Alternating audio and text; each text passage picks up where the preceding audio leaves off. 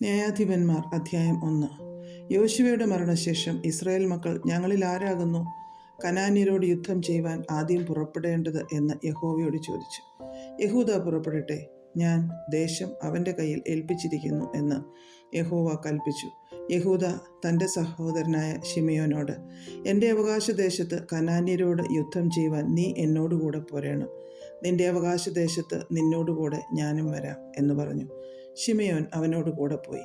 അങ്ങനെ യഹൂദ പുറപ്പെട്ടു. യഹോവ കനാന്യരെയും പെരിസ്യരെയും അവരുടെ കയ്യിൽ ഏൽപ്പിച്ചു. അവർ ബേസക്കിൽ വെച്ച് അവരിൽ 10,000 പേരെ സംഹരിച്ചു. ബേസക്കിൽ വെച്ച് അവർ അദോനി ബേസക്കിനെ കണ്ടു. അവനോട് യുദ്ധം ചെയ്തു കനാന്യരെയും പെരിസ്യരെയും സംഹരിച്ചു. എന്നാൽ അദോനി ബേസക്ക് ഓടിപ്പോയി. അവർ അവനെ പിന്തുടർന്ന് പിടിച്ചു. അവൻ്റെ കൈകാലുകളുടെ പെരുവിരൽ മുറിച്ചു കളഞ്ഞു. കൈകാലുകളുടെ പെരുവിരൽ മുറിച്ച 70 രാജാക്കന്മാർ എൻ്റെ മേശയിൻ കീഴിൽ നിന്ന് പെറുക്കി തിന്നിരുന്നു. ഞാൻ ചെയ്തതുപോലെ തന്നെ ദൈവം എനിക്ക് പകരം ചെയ്തിരിക്കുന്നു എന്ന് അദോനി ബേസക്ക് പറഞ്ഞു. അവർ അവനെ യെരൂശലേമിലേക്ക് കൊണ്ടുപോയി. അവിടെ വെച്ച് അവൻ മരിച്ചു. യഹൂദ മക്കൾ യെരൂശലേമിൻ്റെ നേരെ യുദ്ധം ചെയ്തു. അതിനെ പിടിച്ചു വാളിൻ്റെ വായ്ത്തലയാൽ വെട്ടി നഗരം തീയിട്ട് ചുട്ടുകളഞ്ഞു. അതിൻ്റെ ശേഷം യഹൂദ മക്കൾ മലനാട്ടിലും തെക്കേ ദേശത്തിലും താഴ്വീതിയിലും പാർത്തിരുന്ന കനാന്യരോട് യുദ്ധം ചെയ്യുവാൻ പോയി. യഹൂദ ഹെബ്രോനിൽ പാർത്തിരുന്ന കനാന്യരുടെ നേരെയും ചെന്നു. ഹെബ്രോന് പണ്ട് കിര്യത്തർബ എന്ന പേർ. അവർ ശേഷായി, അഹിമാൻ, തൽമായി എന്നവരെ സംഹരിച്ചു. അവിടെ നിന്ന് അവർ ദെബീർ നിവാസികളുടെ നേരെ ചെന്നു. ദെബീരിന് പണ്ട് കിര്യത്ത് സേഫർ എന്നു പേർ. അപ്പോൾ കാലേബ്, കിര്യത്ത് സേഫർ ജയിച്ചടക്കുന്നവന് ഞാൻ എൻ്റെ മകൾ അക്സയെ ഭാര്യയായി കൊടുക്കുമെന്ന് പറഞ്ഞു. കാലേബിൻ്റെ അനുജനായ കെനസിൻ്റെ മകൻ ഒത്നീയേൽ അത് പിടിച്ചു. അവൻ തൻ്റെ മകൾ അക്സയെ അവന് ഭാര്യയായി കൊടുത്തു. അവൾ വന്നപ്പോൾ തൻ്റെ അപ്പനോട് ഒരു വയൽ ചോദിപ്പാൻ അവനെ ഉത്സാഹിപ്പിച്ചു. അവൾ കഴുതപ്പുറത്ത് നിന്ന് ഇറങ്ങിയപ്പോൾ കാലേബ് അവളോട്, നിനക്ക് എന്തു വേണം എന്ന് ചോദിച്ചു. അവൾ അവനോട്, ഒരു അനുഗ്രഹം എനിക്ക് തരയണമേ. നീ എന്നെ തെക്കൻ നാട്ടിലേക്കല്ലോ കൊടുത്തത്, നീരുറവകളും എനിക്ക് തരയണമേ എന്ന് പറഞ്ഞു. കാലേബ് അവൾക്ക് മലയിലും താഴ്വരയിലും നീരുറവകൾ കൊടുത്തു. മോശയുടെ അളിയനായ കേന്യൻ്റെ മക്കൾ യഹൂദ മക്കളോട് കൂടെ ഈന്തപ്പട്ടണത്തിൽ നിന്ന് അരാധന തെക്കുള്ള യഹൂദ മരുഭൂമിയിലേക്ക് പോയി. അവർ ചെന്ന് ജനത്തോടു കൂടെ പാർത്തു. പിന്നെ യഹൂദ തൻ്റെ സഹോദരനായ ശിമെയോനോട് കൂടെ പോയി. അവർ സെഫാത്തിൽ പാർത്തിരുന്ന കനാന്യരെ വെട്ടി അതിനെ നിർമൂലമാക്കി. ആ പട്ടണത്തിന് ഹോർമ എന്ന് പേരിട്ടു. യഹൂദ ഗസയും അതിൻ്റെ അതിർനാടും അസ്കലോനും അതിൻ്റെ അതിർനാടും എക്രോനും അതിൻ്റെ അതിർനാടും പിടിച്ചു. യഹോവ യഹൂദയോട് കൂടെ ഉണ്ടായിരുന്നു. അവൻ മലനാട് കൈവശമാക്കി. എന്നാൽ താഴ്വരയിലെ നിവാസികൾക്ക് ഇരുമ്പുരഥങ്ങൾ ഉണ്ടായിരുന്നതുകൊണ്ട് അവരെ നീക്കിക്കളവാൻ കഴിഞ്ഞില്ല. മോശ കൽപ്പിച്ചതുപോലെ അവർ കാലേബിന് ഹെബ്രോൻ കൊടുത്തു. അവൻ അവിടെ നിന്ന് അനാക്കിൻ്റെ 3 പുത്രന്മാരെയും നീക്കിക്കളഞ്ഞു. ബെന്യാമീൻ മക്കൾ യെരൂശലേമിൽ പാർത്തിരുന്ന യെബൂസ്യരെ നീക്കിക്കളഞ്ഞില്ല. യെബൂസ്യർ ഇന്നുവരെ ബെന്യാമീൻ മക്കളോട് കൂടെ യെരൂശലേമിൽ പാർത്തു വരുന്നു. യോസേഫിൻ്റെ ഗൃഹം ബേഥേലിലേക്ക് കയറി ചെന്നു. യഹോവ അവരോട് കൂടെ ഉണ്ടായിരുന്നു. യോസേഫിൻ്റെ ഗൃഹം ബേഥേൽ ഒറ്റുനോക്കുവാൻ ആളയച്ചു. ആ പട്ടണത്തിന് മുമ്പേ ലൂസ് എന്ന പേരായിരുന്നു. പട്ടണത്തിൽ നിന്നിറങ്ങി വരുന്ന ഒരുത്തനെ ഒറ്റുകാർ കണ്ട് അവനോട്, പട്ടണത്തിൽ കടപ്പാൻ ഒരു വഴി കാണിച്ചു തരണം, എന്നാൽ ഞങ്ങൾ നിന്നോട് ദയ ചെയ്യും എന്ന് പറഞ്ഞു. അവൻ പട്ടണത്തിൽ കടപ്പാനുള്ള വഴി അവർക്ക് കാണിച്ചു കൊടുത്തു. അവർ പട്ടണത്തെ വാളിൻ്റെ വായ്ത്തലയാൽ വെട്ടിക്കളഞ്ഞു. ആ മനുഷ്യനെയും അവൻ്റെ സകല കുടുംബത്തെയും വിട്ടയച്ചു. അവൻ ഹിത്യരുടെ ദേശത്ത് ചെന്ന് ഒരു പട്ടണം പണിതു. അതിന് ലൂസ് എന്നു പേരിട്ടു. അതിന് ഇന്നുവരെ അതുതന്നെ പേർ.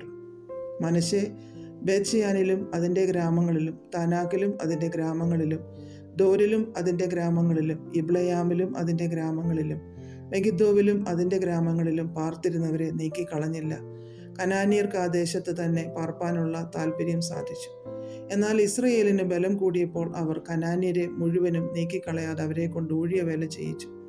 എഫ്രയീം ഗേസരിൽ പാർത്തിരുന്ന കനാന്യരെ നീക്കിക്കളഞ്ഞില്ല. കനാന്യർ ഗേസരിൽ അവരുടെ ഇടയിൽ പാർത്തു. സെബുലൂൻ കിത്രോനിലും നഹലോലിലും പാർത്തിരുന്നവരെ നീക്കിക്കളഞ്ഞില്ല. കനാന്യർ ഊഴിയ വേലക്കാരായി തീർന്നു, അവരുടെ ഇടയിൽ പാർത്തു. ആശേർ അക്കോവിലും സീദോനിലും അഹ്ലാബിലും അക്സീബിലും ഹെൽബയിലും അഫീക്കിലും രഹോബിലും പാർത്തിരുന്നവരെ നീക്കിക്കളഞ്ഞില്ല. അവരെ നീക്കിക്കളയാതെ അശേര്യർ ദേശനിവാസികളായ കനാന്യരുടെ ഇടയിൽ പാർത്തു.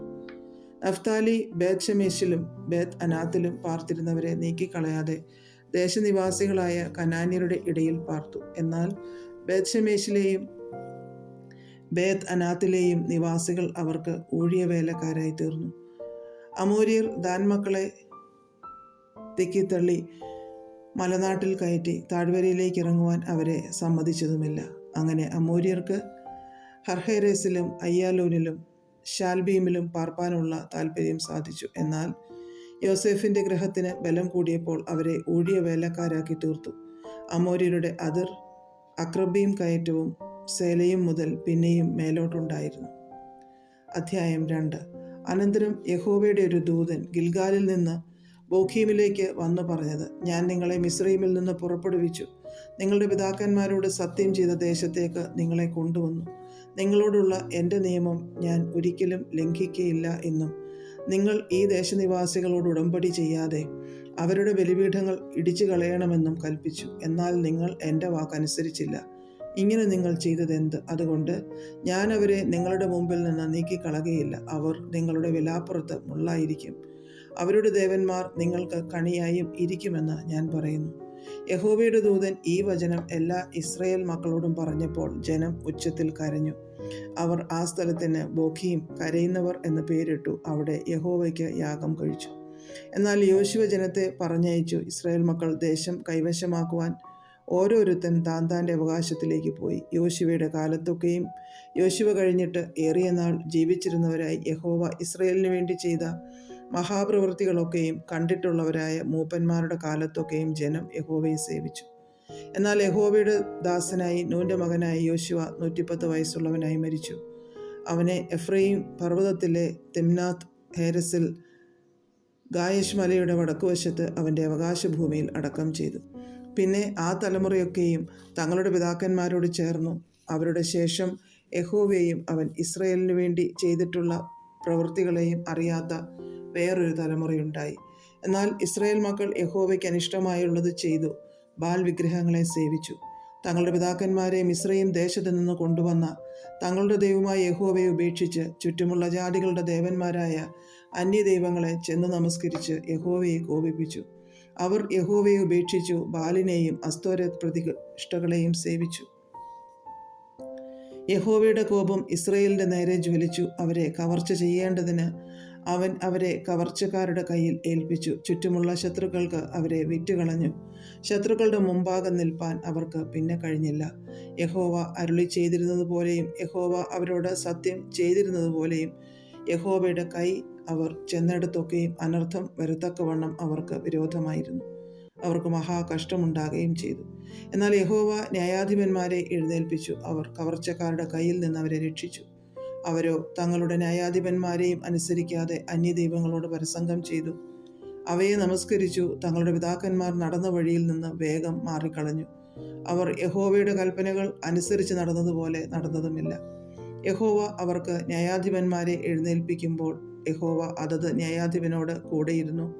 അവൻ്റെ കാലത്തൊക്കെയും അവരെ ശത്രുക്കളുടെ കയ്യിൽ നിന്ന് രക്ഷിക്കും. തങ്ങളെ ഉപദ്രവിച്ച് പീഡിപ്പിക്കുന്നവരുടെ നിമിത്തമുള്ള അവരുടെ നിലവിളിയെങ്കിൽ യഹോവയ്ക്ക് മനസ്സലിവ് തോന്നും. എന്നാൽ ആ ന്യായാധിപൻ മരിച്ച ശേഷം അവർ തിരിഞ്ഞ് അന്യദൈവങ്ങളെ ചെന്ന് സേവിച്ചും നമസ്കരിച്ചും കൊണ്ട് തങ്ങളുടെ പിതാക്കന്മാരെക്കാൾ അധികം വഷളത്വം പ്രവർത്തിക്കും. അവർ തങ്ങളുടെ പ്രവൃത്തികളും ദുശാഠ്യ നടപ്പും വിടാതെയിരിക്കും. അങ്ങനെ യഹോവയുടെ കോപം ഇസ്രായേലിൻ്റെ നേരെ ജ്വലിച്ചു. ഈ ജാതി അവരുടെ പിതാക്കന്മാരോട് ഞാൻ കൽപ്പിച്ചിട്ടുള്ള എൻ്റെ നിയമം ലംഘിച്ചു. എൻ്റെ വാക്ക് കേൾക്കായികയാൽ അവരുടെ പിതാക്കന്മാർ അനുസരിച്ച് നടന്ന യഹോവയുടെ വഴിയിൽ ഇവരും അനുസരിച്ച് നടക്കുമോ ഇല്ലയോ എന്ന് ഇസ്രായേലിനെ പരീക്ഷിക്കേണ്ടതിന് ഞാനും യോശുവ മരിക്കുമ്പോൾ വിട്ടേച്ചു പോയ ജാതികളിൽ ഒന്നിനെയും ഇനി അവരുടെ മുമ്പിൽ നിന്ന് നീക്കിക്കളകയില്ല എന്ന് അവൻ അരുളി ചെയ്തു. അങ്ങനെ യഹോവ ആ ജാതികളെ വേഗത്തിൽ നീക്കിക്കളയാതെയും യോശുവയുടെ കയ്യിൽ ഏൽപ്പിക്കാതെയും വെച്ചിരുന്നു. അധ്യായം 3. കനാനിലെ യുദ്ധങ്ങളൊന്നും അറിഞ്ഞിട്ടില്ലാത്ത ഇസ്രായേലിനെയൊക്കെയും പരീക്ഷിക്കേണ്ടതിന് യുദ്ധം അറിഞ്ഞിട്ടില്ലാത്ത ഇസ്രായേൽ മക്കളുടെ തലമുറകളെ യുദ്ധം അഭ്യസിപ്പിക്കേണ്ടതിനുമായി യഹോവ വെച്ചിരുന്ന ജാതികളാവിത്. ഫെലിസ്ത്യരുടെ 5 പ്രഭുക്കന്മാരും എല്ലാ കനാന്യരും സീദോന്യരും ബാൽ ഹെർമോൻ പർവ്വതം മുതൽ ഹമാത്തിലേക്കുള്ള പ്രവേശനം വരെ ലെബാനോൻ പർവ്വതത്തിൽ പാർത്തിരുന്ന ഹിവ്യരും തന്നെ. മോശെ മുഖാന്തരം യഹോവ അവരുടെ പിതാക്കന്മാരോട് കൽപ്പിച്ച കൽപ്പനകൾ അനുസരിക്കുമോ എന്ന് അവരെക്കൊണ്ട് ഇസ്രായേലിനെ പരീക്ഷിച്ചറിവാൻ ആയിരുന്നു ഇവരെ വെച്ചിരുന്നത്. കനാന്യർ, ഹിത്യർ, അമോര്യർ, പെരിസ്യർ, ഹിവ്യർ, യെബൂസ്യർ എന്നിവരുടെ ഇടയിൽ ഇസ്രായേൽ മക്കൾ പാർത്തു. അവരുടെ പുത്രിമാരെ തങ്ങൾക്ക് ഭാര്യമാരായിട്ട് എടുക്കുകയും തങ്ങളുടെ പുത്രിമാരെ അവരുടെ പുത്രന്മാർക്ക് കൊടുക്കുകയും അവരുടെ ദേവന്മാരെ സേവിക്കുകയും ചെയ്തു. ഇങ്ങനെ ഇസ്രായേൽ മക്കൾ യഹോവയ്ക്ക് അനിഷ്ടമായുള്ളത് ചെയ്തു. തങ്ങളുടെ ദൈവമായ യഹോവയെ മറന്നു, ബാൽ വിഗ്രഹങ്ങളെയും അശേര പ്രതിഷ്ഠകളെയും സേവിച്ചു. അതുകൊണ്ട് യഹോവയുടെ കോപം ഇസ്രായേലിന്റെ നേരെ ജ്വലിച്ചു. അവൻ അവരെ മെസൊപ്പൊത്താമ്യയിലെ ഒരു രാജാവായ കൂശൻ രിശാഥയീമിന് വിറ്റുകളഞ്ഞു. ഇസ്രായേൽ മക്കൾ കൂശൻ രിശാഥയീമിനെ 8 സംവത്സരം സേവിച്ചു. എന്നാൽ ഇസ്രായേൽ മക്കൾ യഹോവയോട് നിലവിളിച്ചപ്പോൾ യഹോവ കാലേബിന്റെ അനുജനായ കെനസിന്റെ മകൻ ഒത്നിയേലിനെ ഇസ്രായേൽ മക്കൾക്ക് രക്ഷകനായി എഴുന്നേൽപ്പിച്ചു. അവൻ അവരെ രക്ഷിച്ചു. അവന്റെ മേൽ യഹോവയുടെ ആത്മാവ് വന്നു. അവൻ ഇസ്രായേലിന് ന്യായാധിപനായി യുദ്ധത്തിന് പുറപ്പെട്ടാറ് യഹോവ മെസൊപ്പൊത്താമ്യയിലെ രാജാവായ കൂശൻ രിശാഥയീമിനെ അവന്റെ കയ്യിൽ ഏൽപ്പിച്ചു. അവൻ കൂശൻ രിശാഥയീമിനെ ജയിച്ചു. ദേശത്തിന് 40 സംവത്സരം സ്വസ്ഥതയുണ്ടായി. കെനസിന്റെ മകനായ ഒത്നിയേൽ മരിച്ച ശേഷം ഇസ്രായേൽ മക്കൾ വീണ്ടും യഹോവയ്ക്ക് അനിഷ്ടമായുള്ളത് ചെയ്തു. അവർ യഹോവയ്ക്ക് അനിഷ്ടമായുള്ളത് ചെയ്യുക കൊണ്ട് യഹോവ മോവാബ് രാജാവായ എഗ്ലോനെ ഇസ്രായേലിന് വിരോധമായി ബലപ്പെടുത്തി. അവൻ അമ്മോന്യരെയും അമാലേക്കിരെയും കൂട്ടിക്കൊണ്ടുവന്ന് ഇസ്രായേലിനെ തോൽപ്പിച്ചു. അവർ ഈന്തപ്പട്ടണവും കൈവശമാക്കി. അങ്ങനെ ഇസ്രായേൽ മക്കൾ മോവാബ് രാജാവായ എഗ്ലോനെ 18 സംവത്സരം സേവിച്ചു. ഇസ്രായേൽ മക്കൾ യഹോവയോട് നിലവിളിച്ചപ്പോൾ യഹോവ അവർക്ക് ബെന്യാമീനായ ഗേരയുടെ മകനായി ഇടങ്കയ്യനായ യേഹൂദിനെ രക്ഷകനായി എഴുന്നേൽപ്പിച്ചു. അവന്റെ കൈവശം ഇസ്രായേൽ മക്കൾ മോവാബ് രാജാവായ എഗ്ലോന് കാഴ്ച കൊടുത്തയച്ചു. എന്നാൽ യേഹൂദ് ഇരുവായ്ത്തലയും 1 മുഴം നീളവുമുള്ള ഒരു ചുരികയുണ്ടാക്കി അത് വസ്ത്രത്തിന്റെ ഉള്ളിൽ വലത്തെ തുടക്കി കെട്ടി. അവൻ മോവാബ് രാജാവായ എഗ്ലോന്റെ അടുക്കൽ കാഴ്ച കൊണ്ടുചെന്നു. എഗ്ലോൻ ഏറ്റവും സ്ഥൂലിച്ചവനായിരുന്നു. കാഴ്ച വെച്ച് കഴിഞ്ഞ ശേഷം കാഴ്ച ചുമന്നുകൊണ്ട് വന്നവരെ അവൻ അയച്ചു കളഞ്ഞു. എന്നാൽ അവൻ ഗിൽഗാലിനരികെയുള്ള വിഗ്രഹങ്ങളുടെ അടുക്കൽ നിന്ന് മടങ്ങിച്ചെന്നു. രാജാവേ, എനിക്കൊരു സ്വകാര്യമുണ്ടെന്ന് പറഞ്ഞു. ക്ഷമിക്ക എന്ന് അവൻ പറഞ്ഞു. ഉടനെ അടുക്കൽ നിന്നിരുന്ന എല്ലാവരും അവനെ വിട്ട് പുറത്തുപോയി. യേഹൂദ് അടുത്തു ചെന്നു. എന്നാൽ അവൻ തൻ്റെ ഗ്രീഷ്മഗൃഹത്തിൽ തനിച്ചിരിക്കുകയായിരുന്നു. എനിക്ക് ദൈവത്തിൻ്റെ അരുളപ്പാട് അറിയിപ്പാനുണ്ട് എന്ന് യേഹൂദ് പറഞ്ഞു. ഉടനെ അവൻ ആസനത്തിൽ നിന്ന് എഴുന്നേറ്റു. എന്നാൽ യേഹൂദ് ഇടംകൈ നീട്ടി വലത്തെ തുടയിൽ നിന്ന് ചുരിക ഊറ്റി അവൻ്റെ വയറ്റിൽ കുത്തിക്കടത്തി. അലകോടുകൂടെ പിടിയും അകത്തു ചെന്നു. അവൻ്റെ വയറ്റിൽ നിന്ന് ചുരിക അവൻ വലിച്ചെടുക്കായികയാൽ മേധസ് അലകിന്മേൽ പൊതിഞ്ഞടഞ്ഞു. അത് പൃഷ്ഠഭാഗത്ത് പുറപ്പെട്ടു. പിന്നെ യേഹൂദ് ഭൂമുഖത്തിറങ്ങി പുറകെ മാളികയുടെ വാതിൽ അടച്ചുപൂട്ടി. അവൻ പുറത്തിറങ്ങിപ്പോയ ശേഷം എഗ്ലോന്റെ ഭൃത്യന്മാർ വന്നു. അവർ നോക്കി മാളികയുടെ വാതിൽ പൂട്ടിയിരിക്കുന്നത് കണ്ടപ്പോൾ അവൻ ഗ്രീഷ്മഗൃഹത്തിൽ വിസർജനത്തിന് ഇരിക്കുകയായിരിക്കും എന്നവർ പറഞ്ഞു. അവർ കാത്തിരുന്ന് വിഷമിച്ചു. അവൻ മുറിയുടെ വാതിൽ തുറക്കായിക കൊണ്ട് അവർ താക്കോലെടുത്ത് തുറന്നു. തമ്പുരാൻ നിലത്ത് മരിച്ചു കിടക്കുന്നത് കണ്ടു. എന്നാൽ അവർ കാത്തിരുന്നതിനിടയിൽ യഹൂദ് ഓടിപ്പോയി വിഗ്രഹങ്ങളെ കടന്ന് സയീരയിൽ ചെന്നു ചേർന്നു. അവിടെ എത്തിയ ശേഷം അവൻ എഫ്രയീം പർവ്വതത്തിൽ കാഹളമൂതി. ഇസ്രായേൽ മക്കൾ അവനോടുകൂടെ പർവ്വതത്തിൽ നിന്ന് ഇറങ്ങി. അവനവർക്ക് നായകനായി.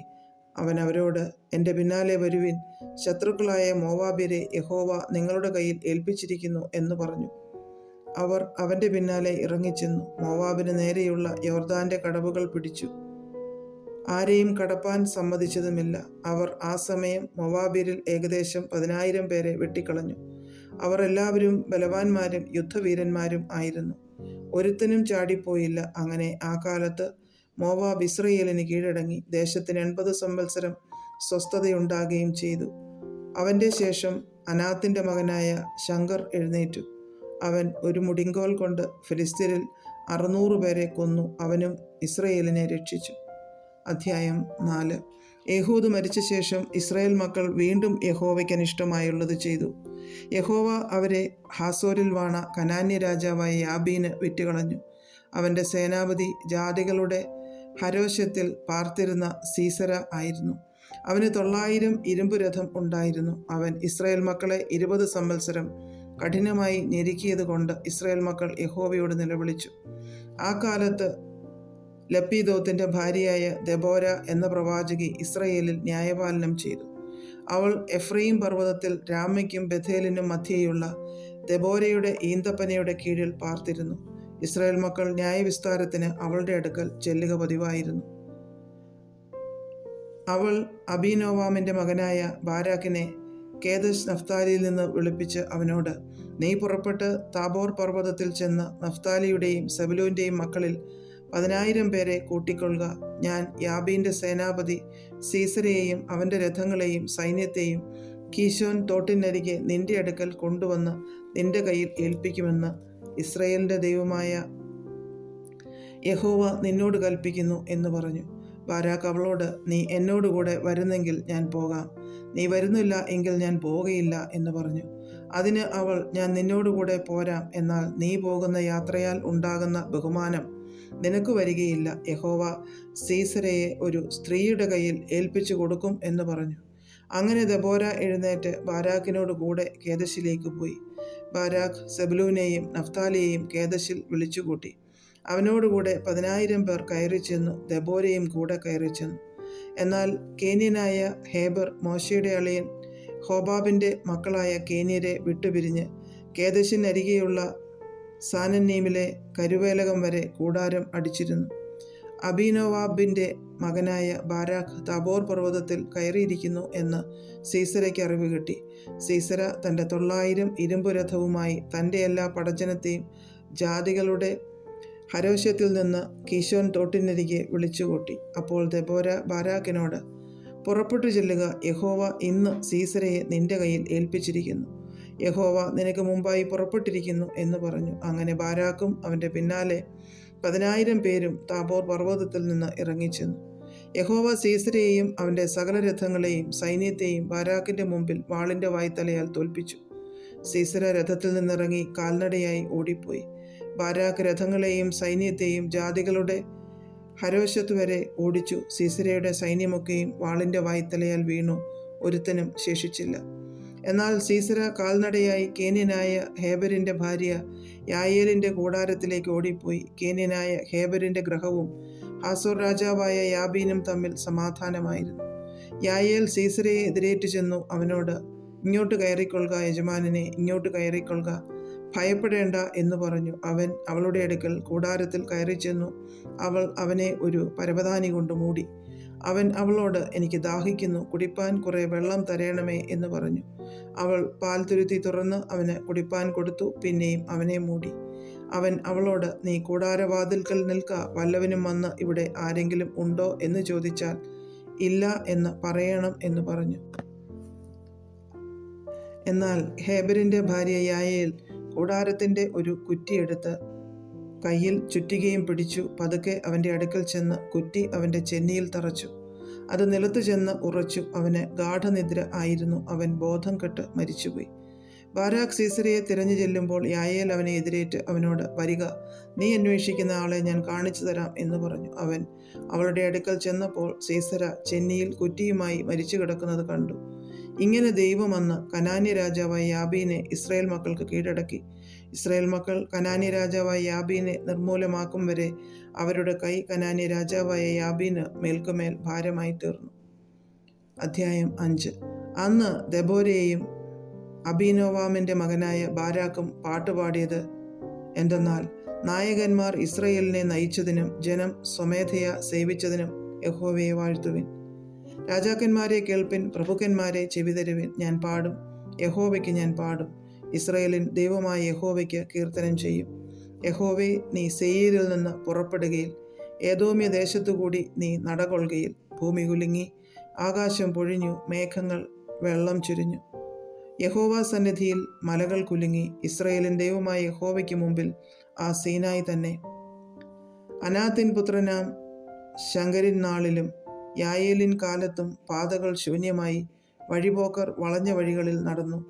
ദെബോരയായ ഞാൻ എഴുന്നേൽക്കും വരെ, ഇസ്രായേലിൽ മാതാവായി എഴുന്നേൽക്കും വരെ നായകന്മാർ ഇസ്രായേലിൽ അശേഷം അറ്റുപോയിരുന്നു.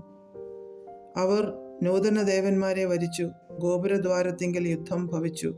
ഇസ്രായേലിൻ്റെ 40,000 മധ്യേ പരിചയും കുന്തവും കണ്ടതേയില്ല. എൻ്റെ ഹൃദയം ഇസ്രായേൽ നായകന്മാരോട് പറ്റുന്നു. ജനത്തിലെ സ്വമേധാ സേവകരെ, യഹോവയെ വാഴ്ത്തുവിൻ. വെള്ളക്കഴുതപ്പുറത്ത് കയറുന്നവരെ, പരവതാനികളിൽ ഇരിക്കുന്നവരെ, കാൽനടയായി പോകുന്നവരെ വർണ്ണിപ്പീൻ.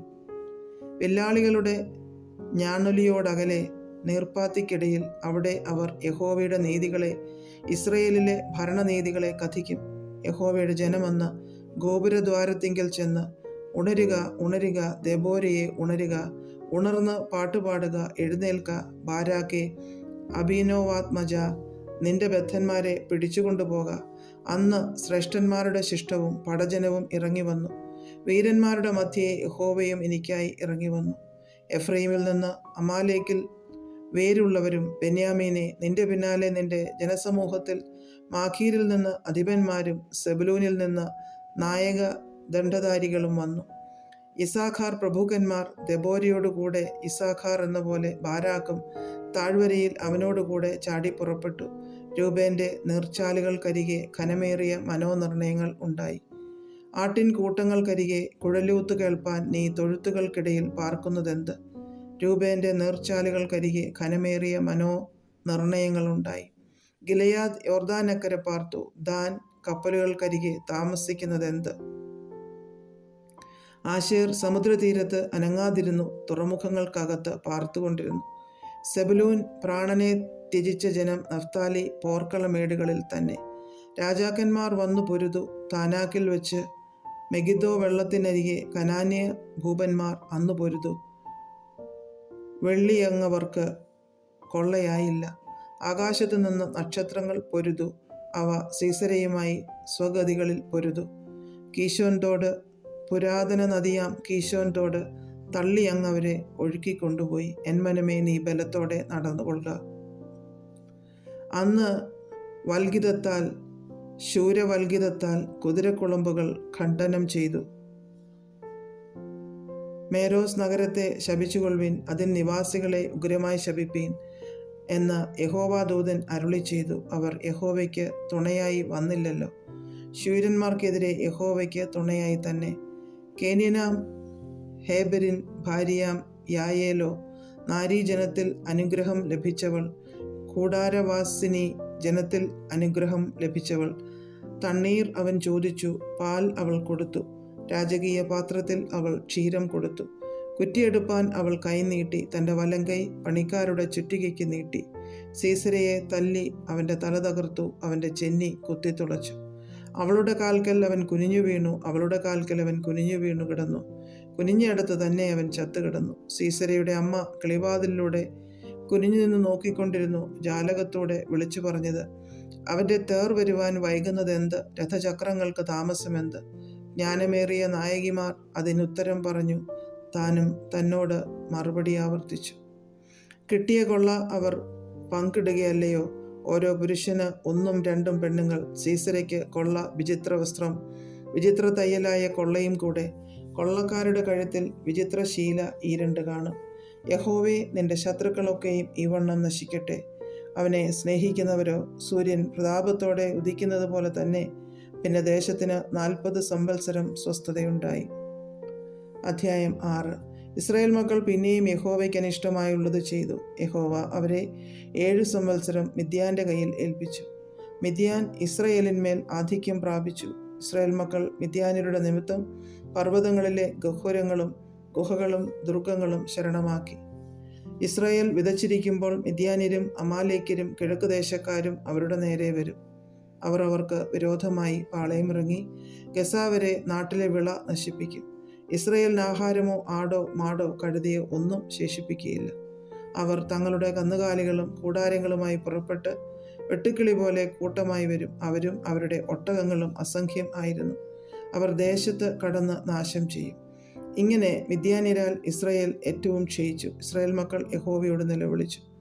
ഇസ്രായേൽ മക്കൾ മിദ്യാന്യരുടെ നിമിത്തം യഹോവയോട് നിലവിളിച്ചപ്പോൾ യഹോവ ഒരു പ്രവാചകനെ ഇസ്രായേൽ മക്കളുടെ അടുക്കൽ അയച്ചു. അവൻ അവരോട് പറഞ്ഞത്, ഇസ്രായേലിന്റെ ദൈവമായ യഹോവ ഇപ്രകാരം അരുളി ചെയ്യുന്നു, ഞാൻ നിങ്ങളെ മിസ്രയീമിൽ നിന്ന് പുറപ്പെടുവിച്ചു, അടിമ വീട്ടിൽ നിന്ന് നിങ്ങളെ കൊണ്ടുവന്നു.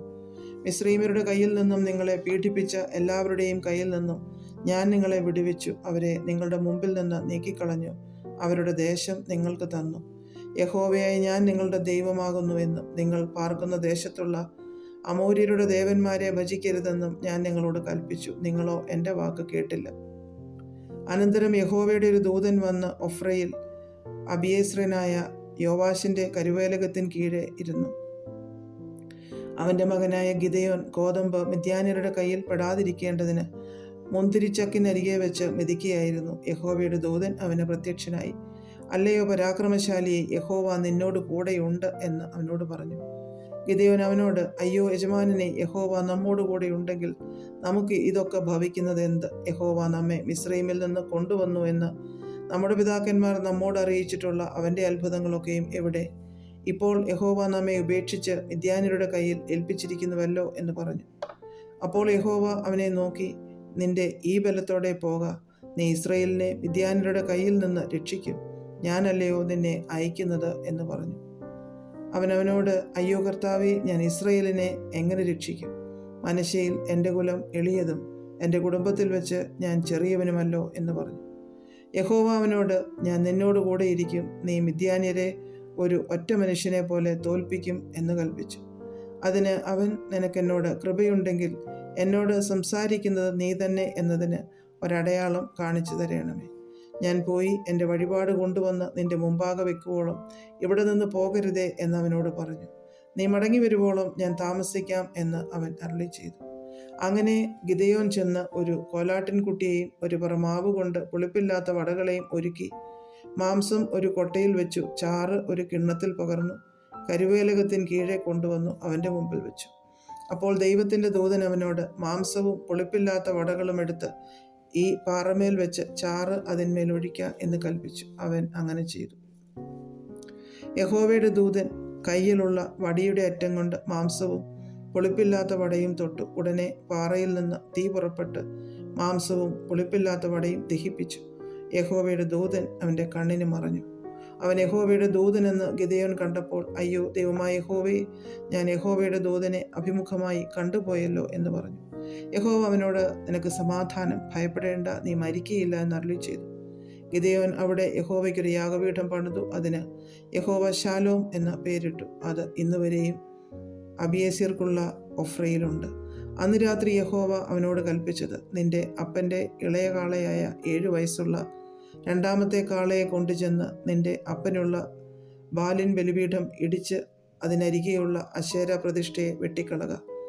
ഈ ദുർഗത്തിൻ്റെ മുകളിൽ നിന്റെ ദൈവമായ യഹോവയ്ക്ക് നിയമപ്രകാരം ഒരു യാഗപീഠം പണിത് ആ രണ്ടാമത്തെ കാളയെടുത്ത് നീ വെട്ടിക്കളയുന്ന അശേര പ്രതിഷ്ഠയുടെ വിറക് കൊണ്ട് ഹോമയാഗം കഴിക്കുക.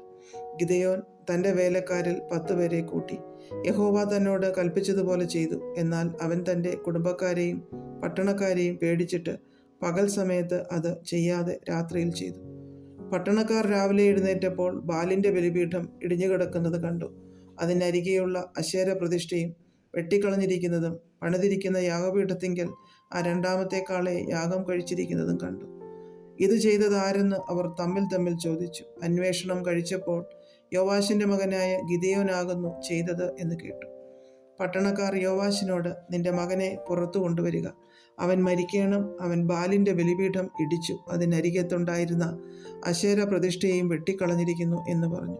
യോവാശ് തൻ്റെ ചുറ്റും നിൽക്കുന്ന എല്ലാവരോടും പറഞ്ഞത്, ബാലിനു വേണ്ടി നിങ്ങളോ വ്യവഹരിക്കുന്നത്, നിങ്ങളോ അവനെ രക്ഷിക്കുന്നത്? അവനു വേണ്ടി വ്യവഹരിക്കുന്നവൻ ഇന്ന് രാവിലെ തന്നെ മരിക്കണം. അവനൊരു ദൈവമെങ്കിൽ തൻ്റെ ബലിപീഠം ഒരുത്തൻ ഇടിച്ചു കളഞ്ഞതുകൊണ്ട് താൻ തന്നെ തൻ്റെ കാര്യം വ്യവഹരിക്കട്ടെ.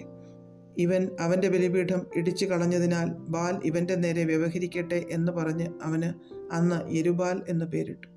അനന്തരം മിദ്യാന്യരും അമാലേക്യരും കിഴക്കുദേശക്കാർ എല്ലാവരും ഒരുമിച്ചുകൂടി ഇക്കരെ കടന്ന് ഇസ്രായേൽ താഴ്വരയിൽ പാളയമിറങ്ങി. അപ്പോൾ യഹോവയുടെ ആത്മാവ് ഗിദെയോൻ്റെ മേൽ വന്നു. അവൻ കാഹളം ഊതി അബിയേസ്യരെ തൻ്റെ അടുക്കൽ വിളിച്ചുകൂട്ടി. അവൻ മനശ്ശെയിൽ എല്ലായിടവും ദൂതന്മാരെ അയച്ചു, അവരെയും തൻ്റെ അടുക്കൽ വിളിച്ചുകൂട്ടി. ആശേരിൻ്റെയും സെബുലൂൻ്റെയും നഫ്താലിയുടെയും അടുക്കലും ദൂതന്മാരെ അയച്ചു. അവരും പുറപ്പെട്ടു വന്നു അവരോട് ചേർന്നു. അപ്പോൾ ഗിദെയോൻ ദൈവത്തോട്, നീ അരുളി ചെയ്തതുപോലെ ഇസ്രായേലിനെ എൻ്റെ കയ്യാൽ രക്ഷിക്കുമെങ്കിൽ ഇതാ ഞാൻ രോപമുള്ള ഒരു ആട്ടിൻ തോൾ കളത്തിൽ നിവർത്തിയിടുന്നു. മഞ്ഞ് തോലിന്മേൽ മാത്രം ഇരിക്കുകയും നിലമൊക്കെയും ഉണങ്ങിയിരിക്കുകയും ചെയ്താൽ നീ അരുളി ചെയ്തതുപോലെ ഇസ്രായേലിനെ എൻ്റെ കയ്യാൽ രക്ഷിക്കുമെന്ന് ഞാൻ അറിയും എന്ന് പറഞ്ഞു. അങ്ങനെ തന്നെ സംഭവിച്ചു. അവൻ പിറ്റേന്ന് അധികാലത്ത് എഴുന്നേറ്റ് തോൽ പിഴിഞ്ഞു, മഞ്ഞുവെള്ളം ഒരു കിണ്ടി നിറച്ചെടുത്തു. ഗിദെയോൻ പിന്നെയും ദൈവത്തോട്, നിന്റെ കോപം എൻ്റെ നേരെ ജ്വലിക്കരുതേ, ഞാൻ ഒരിക്കലും കൂടെ സംസാരിച്ചു കൊള്ളട്ടെ. തോൽ കൊണ്ടൊരു പരീക്ഷ കൂടെ കഴിച്ചു കൊള്ളട്ടെ. തോൽ മാത്രം ഉണങ്ങിയും നിലമൊക്കെയും മഞ്ഞുകൊണ്ട് നനഞ്ഞു മെരിപ്പാൻ അരുളേണമേ എന്ന് പറഞ്ഞു. അന്ന് രാത്രി ദൈവം അങ്ങനെ തന്നെ ചെയ്തു. തോൽ മാത്രം ഉണങ്ങിയും നിലമൊക്കെയും മഞ്ഞുകൊണ്ട് നനഞ്ഞുമിരുന്നു. അധ്യായം 7. അനന്തരം ഗിദെയോൻ എന്ന യെരുബാലും അവനോട് കൂടെയുള്ള ജനമൊക്കെയും അതികാലത്ത് പുറപ്പെട്ടു ഹരോദ് ഉറവിനരികെ പാളയമിറങ്ങി. മിദ്യാന്യരുടെ പാളയമോ അവർക്ക് വടക്ക് മോരെ കുന്നിനരികെ താഴ്വരയിൽ ആയിരുന്നു. യഹോവ ഗിദെയോനോട്, നിന്നോട് കൂടെയുള്ള ജനം അധികമാകുന്നു, എൻ്റെ കൈ എന്നെ രക്ഷിച്ചു എന്ന് ഇസ്രായേൽ എൻ്റെ നേരെ വമ്പു പറയാതിരിക്കേണ്ടതിന് ഞാൻ മിദ്യാന്യരെ ഇവരുടെ കയ്യിൽ ഏൽപ്പിക്കുകയില്ല. ആകയാൽ നീ ചെന്ന് ആർക്കെങ്കിലും ഭയവും ഭീരുത്വവും ഉണ്ടെങ്കിൽ അവൻ ഗിലെയാദ് പർവ്വതത്തിൽ നിന്ന് മടങ്ങിപ്പൊയ്ക്കൊള്ളട്ടെ എന്ന് ജനത്തിൽ പ്രസിദ്ധപ്പെടുത്തുക എന്ന് കൽപ്പിച്ചു. എന്നാറെ ജനത്തിൽ 22,000 പേർ മടങ്ങിപ്പോയി, 10,000 പേർ ശേഷിച്ചു. യഹോവ പിന്നെയും ഗിദെയോനോട്, ജനം ഇനിയും അധികമാകുന്നു, അവരെ വെള്ളത്തിങ്കിലേക്ക് കൊണ്ടുപോകുക, അവിടെ വെച്ച് ഞാൻ അവരെ പരിശോധിച്ചു തരാം. ഇവൻ നിന്നോടുകൂടെ പോരട്ടെ എന്ന് ഞാൻ കൽപ്പിക്കുന്നവൻ പോരട്ടെ, ഇവൻ നിന്നോടുകൂടെ പോരേണ്ട എന്ന് ഞാൻ കൽപ്പിക്കുന്നവൻ പോരേണ്ട എന്ന് കൽപ്പിച്ചു. അങ്ങനെ അവൻ ജനത്തെ വെള്ളത്തിങ്കിലേക്ക് കൊണ്ടുപോയി. യഹോവ ഗിദെയോനോട്, പട്ടി നക്കി കുടിക്കും പോലെ നാവുകൊണ്ട് വെള്ളം നക്കി കുടിക്കുന്നവരെയൊക്കെ വേറെയും കുടിപ്പാൻ മുട്ടുകുത്തി കുനിയുന്നവരെയൊക്കെ വേറെയും നിർത്തുക എന്ന് കൽപ്പിച്ചു. കൈ വായ്ക്ക് വെച്ച് നക്കി കുടിക്കുന്നവർ ആകെ 300 പേർ ആയിരുന്നു. ശേഷം ജനമൊക്കെയും വെള്ളം കുടിപ്പാൻ മുട്ടുകുത്തി കുനിഞ്ഞു. യഹോവ ഗിദെയോനോട്, നക്കിക്കുടിച്ച 300 പേരെ കൊണ്ട് ഞാൻ നിങ്ങളെ രക്ഷിച്ച് മിദ്യാന്യരെ നിന്റെ കയ്യിൽ ഏൽപ്പിക്കും. ശേഷം ജനമൊക്കെയും താന്താങ്ങളുടെ സ്ഥലത്തേക്ക് പോകട്ടെ എന്ന് കൽപ്പിച്ചു. അങ്ങനെ അവർ ജനത്തിൻ്റെ ഭക്ഷണ സാധനങ്ങളും കാഹളങ്ങളും വാങ്ങി. ശേഷം ഇസ്രായേലരെയൊക്കെയും അവൻ വീട്ടിലേക്ക് പറഞ്ഞയക്കുകയും ആ 300 പേരെ നിർത്തുകയും ചെയ്തു. എന്നാൽ മിദ്യാന്യരുടെ പാളയം താഴെ സമഭൂമിയിൽ ആയിരുന്നു. അന്ന് രാത്രി യഹോവ അവനോട് കൽപ്പിച്ചത്, എഴുന്നേറ്റ് പാളയത്തിൻ്റെ നേരെ ഇറങ്ങിച്ചെല്ലുക, ഞാൻ അത് നിന്റെ കയ്യിൽ ഏൽപ്പിച്ചിരിക്കുന്നു. ഇറങ്ങിച്ചെല്ലുവാൻ നിനക്ക് പേടിയുണ്ടെങ്കിൽ നീയും നിന്റെ ബാല്യക്കാരനായ പൂരയും കൂടെ പാളയത്തിലേക്ക് ഇറങ്ങിച്ചെല്ലുക. എന്നാൽ അവർ സംസാരിക്കുന്നത് എന്തെന്ന് നീ കേൾക്കും. അതിൻ്റെ ശേഷം പാളയത്തിൻ്റെ നേരെ ഇറങ്ങിച്ചെല്ലുവാൻ നിനക്ക് ധൈര്യം വരും. അങ്ങനെ അവനും അവൻ്റെ ബാല്യക്കാരനായ പൂരയും പാളയത്തിൽ ആയുധപാണികളുടെ സമീപത്തോളം ഇറങ്ങിച്ചെന്നു. എന്നാൽ മിദ്യാന്യരും അമാലേക്യരും കിഴക്ക് ദേശക്കാരൊക്കെയും വെട്ടുക്കിളി എന്ന പോലെ അസംഖ്യമായി താഴ്വരയിൽ കിടന്നിരുന്നു. അവരുടെ ഒട്ടകങ്ങളും കടൽക്കരയിലെ മണൽ പോലെ അസംഖ്യമായിരുന്നു. ഗിദെയോൻ ചെല്ലുമ്പോൾ ഒരുത്തൻ മറ്റൊരുത്തനോട് ഒരു സ്വപ്നം വിവരിക്കുകയായിരുന്നു. ഞാനൊരു സ്വപ്നം കണ്ടു, ഒരു യവയപ്പം മിദ്യാന്യരുടെ പാളയത്തിലേക്ക് ഉരുണ്ടുവന്നു കൂടാരം വരെ എത്തി അതിനെ തള്ളിമറിച്ചിട്ടു, അങ്ങനെ കൂടാരം വീണുകിടന്നു എന്ന് പറഞ്ഞു. അതിന് മറ്റവൻ, ഇത് യോവാശിൻ്റെ മകനായ ഗിദെയോൻ എന്ന ഇസ്രയേലിൻ്റെ വാളല്ലാതെ മറ്റൊന്നുമല്ല. ദൈവം മിദ്യാനെയും ഈ പാളയത്തെയൊക്കെയും അവൻ്റെ കയ്യിൽ ഏൽപ്പിച്ചിരിക്കുന്നു എന്ന് ഉത്തരം പറഞ്ഞു. ഗിദെയോൻ സ്വപ്നവും പൊരുളും കേട്ടപ്പോൾ നമസ്കരിച്ചു. ഇസ്രായേലിൻ്റെ പാളയത്തിൽ മടങ്ങിച്ചെന്നു, എഴുന്നേൽപ്പിൻ, യഹോവ മിദ്യാൻ്റെ പാളയത്തെ നിങ്ങളുടെ കയ്യിൽ ഏൽപ്പിച്ചിരിക്കുന്നു എന്ന് പറഞ്ഞു. അനന്തരം അവൻ ആ 300 പേരെ 3 കൂട്ടമായി വിഭാഗിച്ചു. ഓരോരുത്തൻ്റെ കയ്യിൽ ഓരോ കാഹളവും വെറും കുടവും കുടത്തിനകത്ത് ഓരോ പന്തവും കൊടുത്തു. അവരോട് പറഞ്ഞത്, ഞാൻ ചെയ്യുന്നത് നോക്കി അതുപോലെ ചെയ്യുവിൻ. പാളയത്തിൻ്റെ അറ്റത്തെത്തുമ്പോൾ ഞാൻ ചെയ്യുന്നത് പോലെ നിങ്ങളും ചെയ്യുവിൻ. ഞാനും എന്നോട് കൂടെയുള്ളവരും കാഹളം ഊതുമ്പോൾ നിങ്ങളും പാളയത്തിൻ്റെ ചുറ്റും നിന്ന് കാഹളം ഊതി യഹോവയ്ക്കും ഗിദെയോനും വേണ്ടി എന്ന് പറവിൻ. മധ്യയാമത്തിൻ്റെ ആരംഭത്തിൽ അവർ കാവൽ മാറി നിർത്തിയ ഉടനെ ഗിദെയോനും കൂടെയുള്ള 100 പേരും പാളയത്തിൻ്റെ അറ്റത്തെത്തി കാഹളമൂതി കയ്യിലുണ്ടായിരുന്ന കുടങ്ങൾ ഉടച്ചു. 3 കൂട്ടവും കാഹളമൂതി കുടങ്ങൾ ഉടച്ചു. ഇടത്തു കൈയിൽ പന്തവും വലത്തു കൈയിൽ ഊതുവാൻ കാഹളവും പിടിച്ചു. യഹോവയ്ക്കും ഗിദെയോനും വേണ്ടി വാൾ എന്നാർത്തു. അവർ പാളയത്തിൻ്റെ ചുറ്റും ഓരോരുത്തൻ താന്താൻ്റെ നിലയിൽ തന്നെ നിന്നു. പാളയമെല്ലാം പാച്ചൽ തുടങ്ങി. അവർ നിലവിളിച്ചുകൊണ്ട് ഓടിപ്പോയി. ആ 300 പേരും കാഹളമൂതിയപ്പോൾ യഹോവ പാളയത്തിലൊക്കെയും ഓരോരുത്തൻ്റെ വാൾ താന്താൻ്റെ കൂട്ടുകാരൻ്റെ നേരെ തിരിപ്പിച്ചു. സൈന്യം സെരേര വഴിയായി